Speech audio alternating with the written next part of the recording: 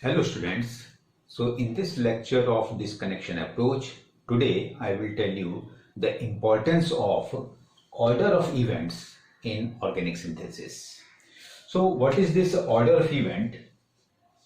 This order of event, if we define it, then these are certain guidelines or some sequence of steps that should be followed for the disconnection of aromatic target molecule, so that the reverse reaction gives the same target molecule.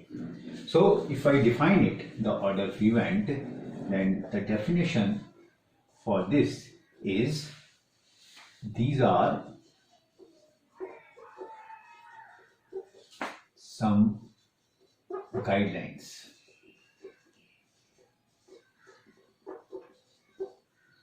or sequence of steps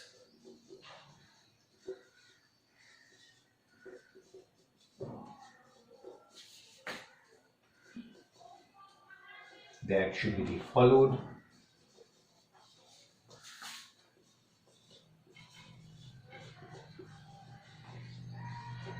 for the disconnection of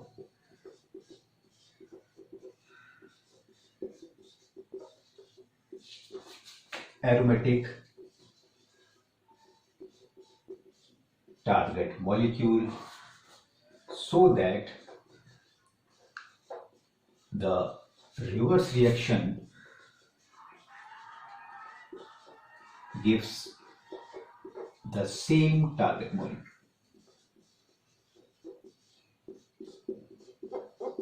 Okay, so what is this order of events?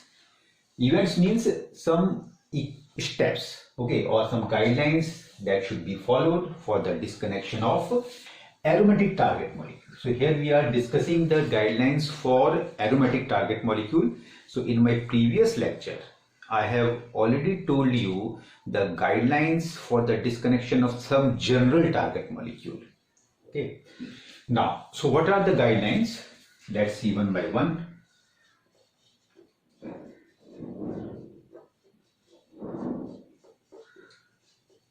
So first guideline, that suppose if there is a target molecule, then we should look for certain combination of substituent present in a target molecule which is readily available.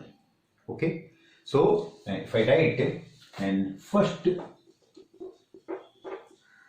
look for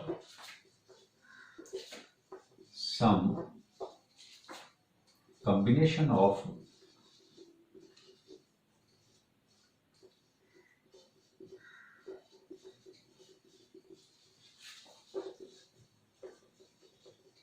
substituents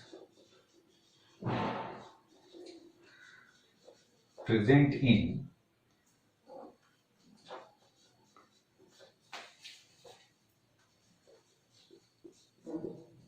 target molecule which are readily available.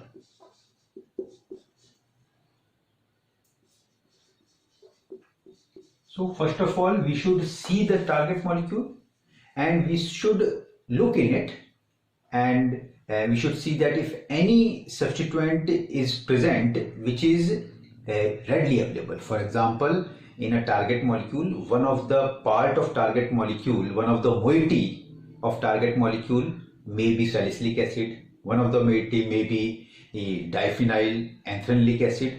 So such moiety should be seen in a target molecule and they should not be disconnected further. So let's see the example, so you will be more clear. So some of the readily available substituents are some readily available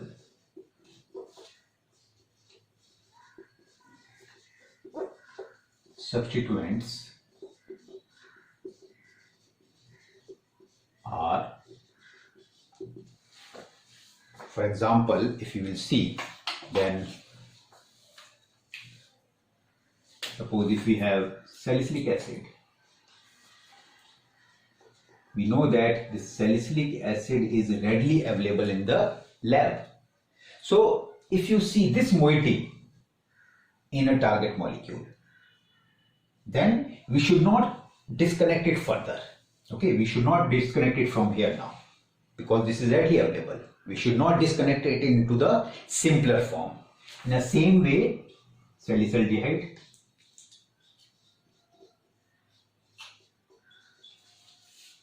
anthranilic acid,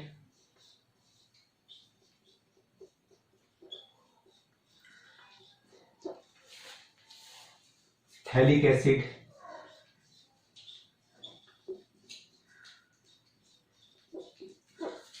phthalic anhydride,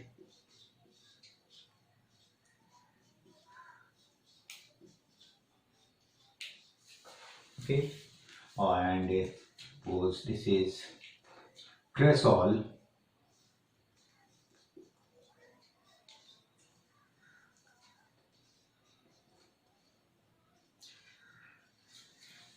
ortho meta para, it may be at ortho meta para cresol. Suppose I take benzene diol, it may be ortho meta para, like it may be resorcinol, it may be catechol, it may be quinol. So these are the readily available molecules or moiety or substituents which are present in a lab.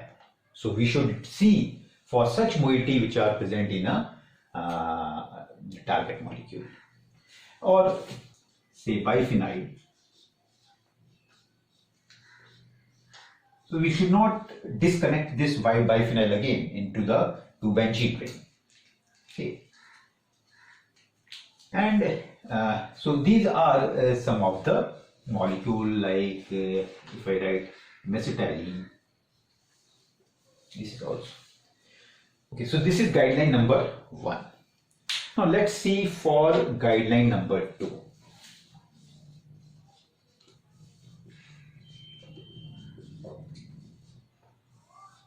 So what this guideline 2 tells, now if we want to add some substituent in a target molecule, and if it is difficult to add,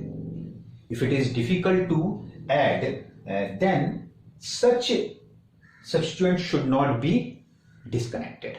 If in a target molecule, if there is any substituent which is difficult to add, then that should not be disconnected in a target molecule. Suppose what I want to say, that suppose if this is the substituent which if we want to add this substituent to this benzene ring to form a diphenyl, then it is difficult to add.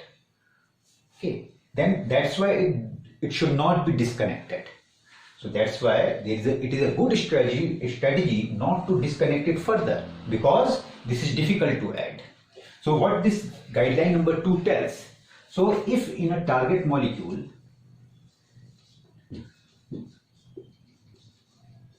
any substituent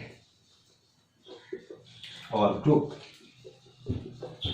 is difficult to add,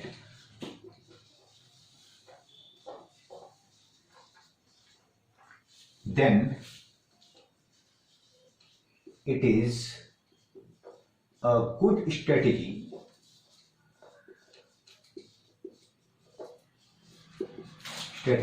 not to disconnect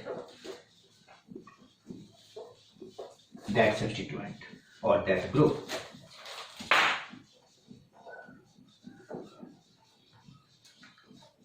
Okay, so the target molecule should use containing that substituent. So we can use the target molecule containing that substituent, and we can use the target molecule containing that substituent. Okay, so what this guideline 2 tells, if any group is difficult to add in a target molecule, then that should not be disconnected. Suppose I take the example. Suppose I am taking the example, and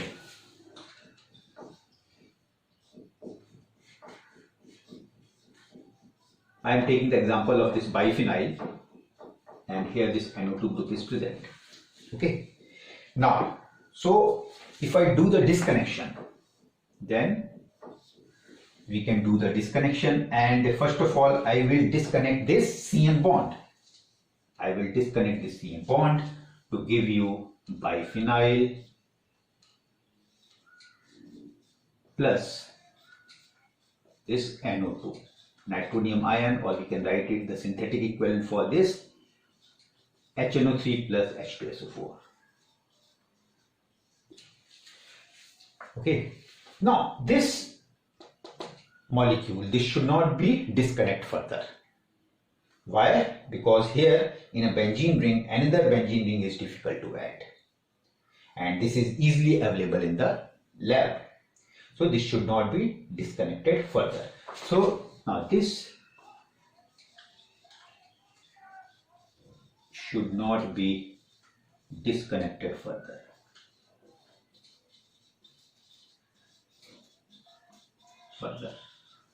Okay, so if we write the synthesis, then we can write the synthesis easily.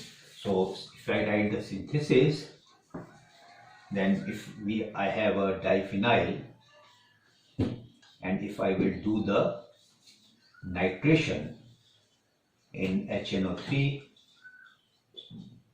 and H2SO4 nitrogen mixture, then the NO2 group will come at this position. Okay, NO2 group will come at this position only, because here, as you can see, this part and this part is sterically hindered. This part and this part is sterically hindered, means ortho position is sterically hindered. That's why this here the NO2 will come at this position. Okay, so this is guideline number 2.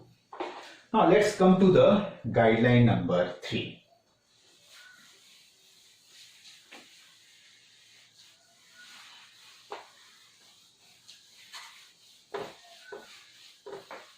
Now what this guideline number 3 tells, so I am rubbing it.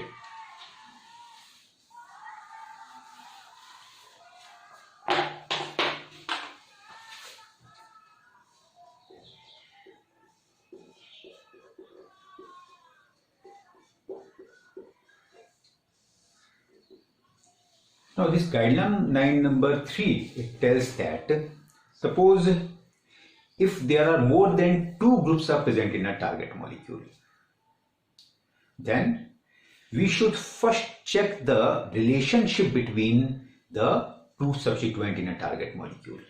Then we should disconnect the target molecule in such a way that the target molecule, the substituents in a target molecule have the proper orientation.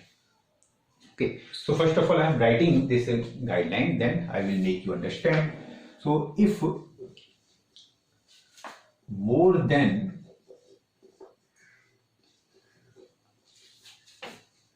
one substituents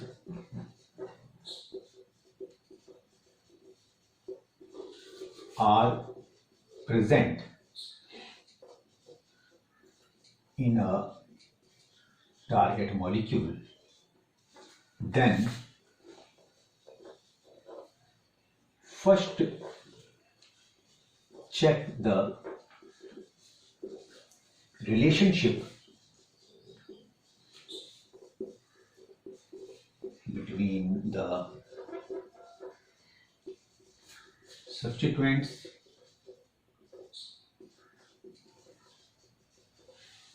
and then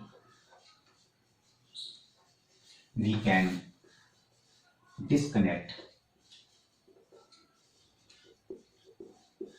the target molecule in such a way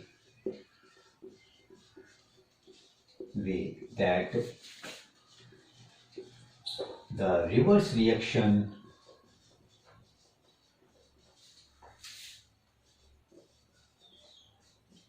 gives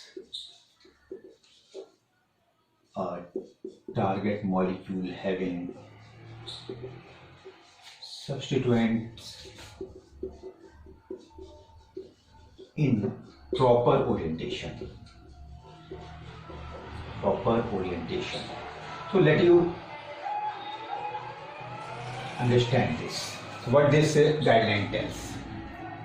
Suppose if more than two substituents are present and one of the substituent is ortho-directing and ortho-para-directing and another substituent may be meta-directing.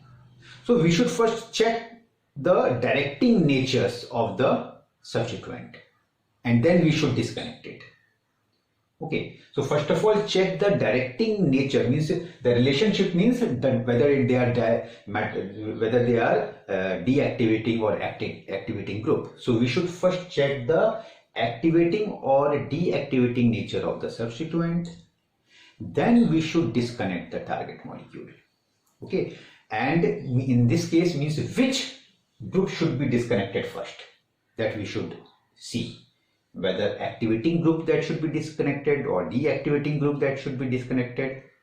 Okay, so they should be disconnected in such a way when we write the reverse reaction, then we get the same target molecule having the substituent in a proper orientation. So let's make you understand with the help of an example. Now suppose I take the example.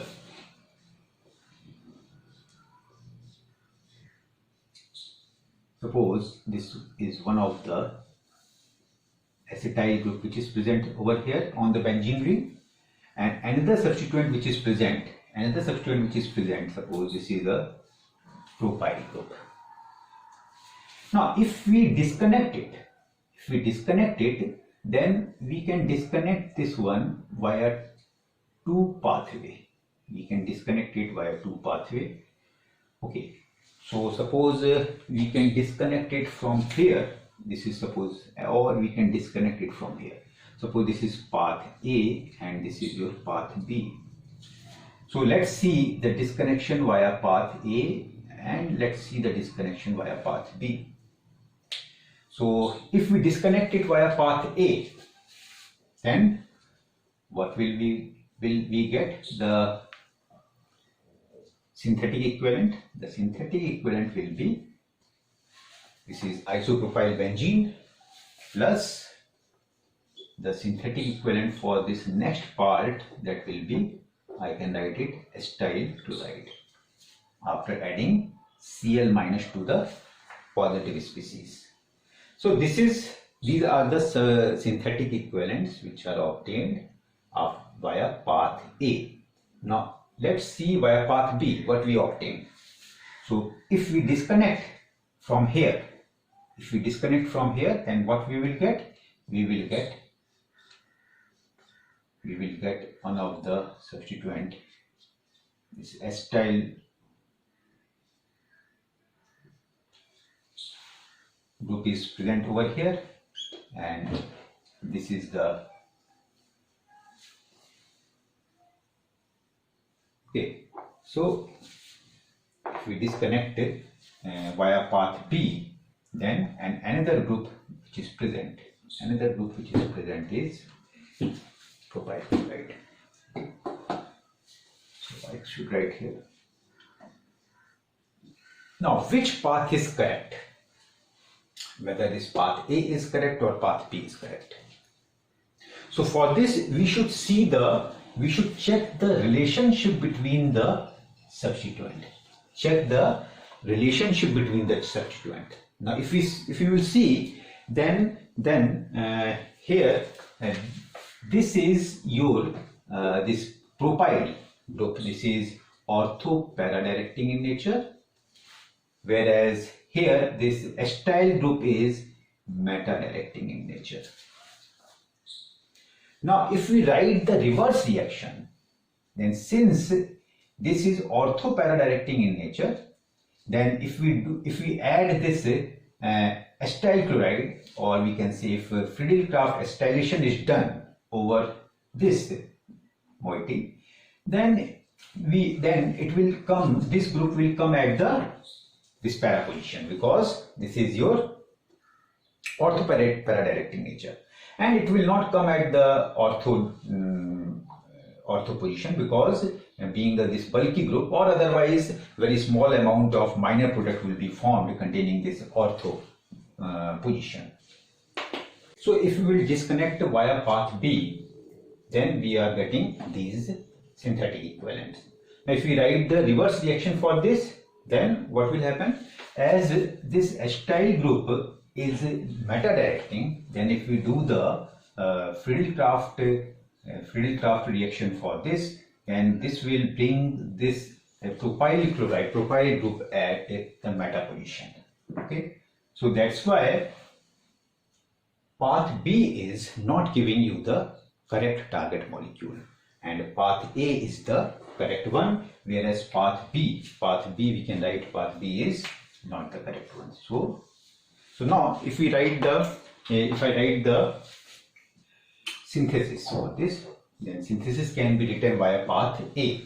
So these are the two synthetic equivalent, and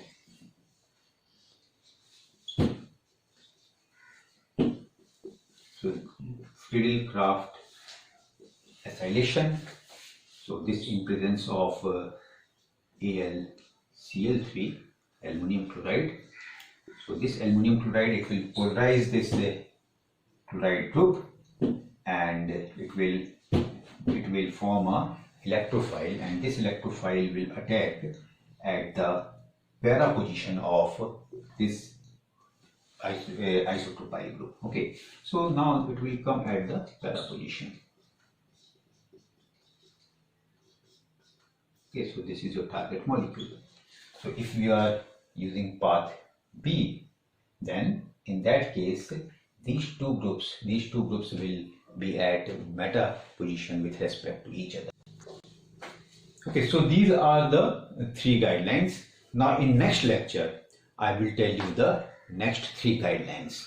Okay, thank you.